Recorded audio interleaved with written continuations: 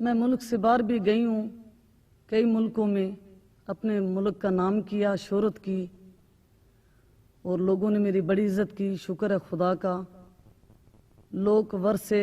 और तहजीबी खुशबू को पूरी दुनिया के लोगों तक पहुँचाया है, मुझे इस पर फ़ख्र है। तक पतरी वाले आलख मेरे हथ विच विंगिया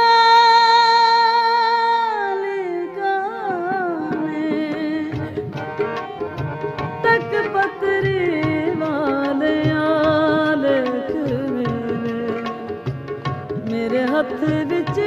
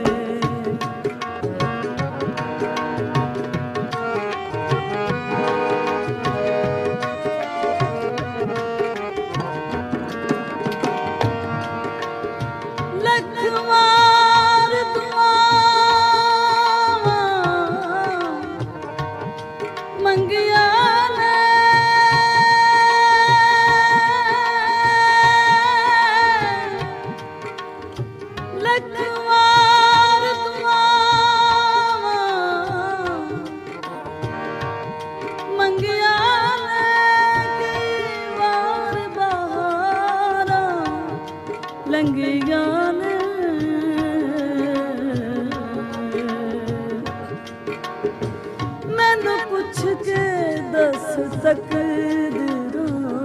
तो अज किन्नियां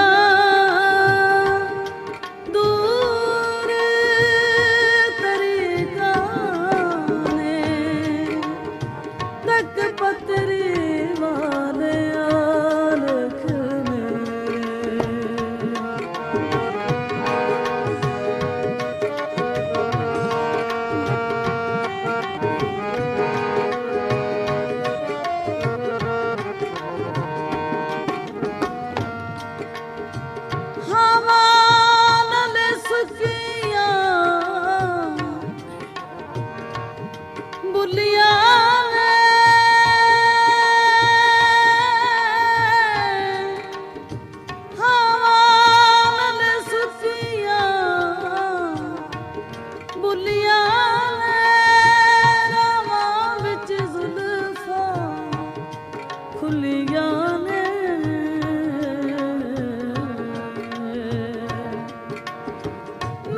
छज विच पा के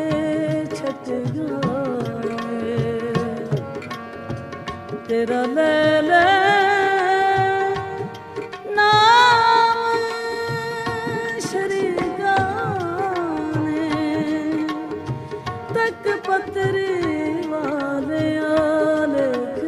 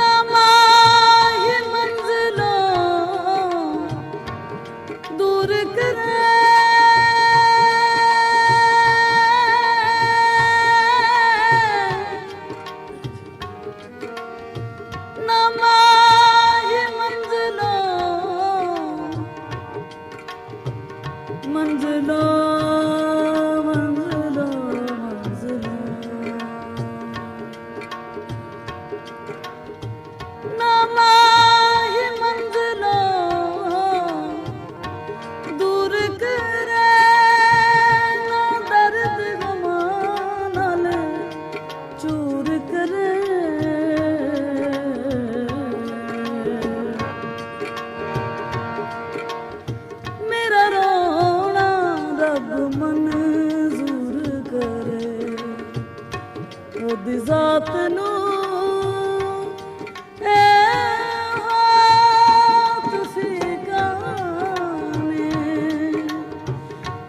ਪਤਰੀ ਵਾਲੇ ਆਲਖ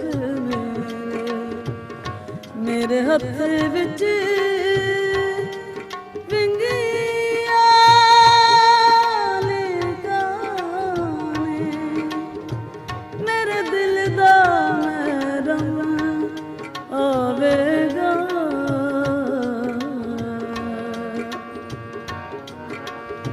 ਯਾ ਹਾਲੇ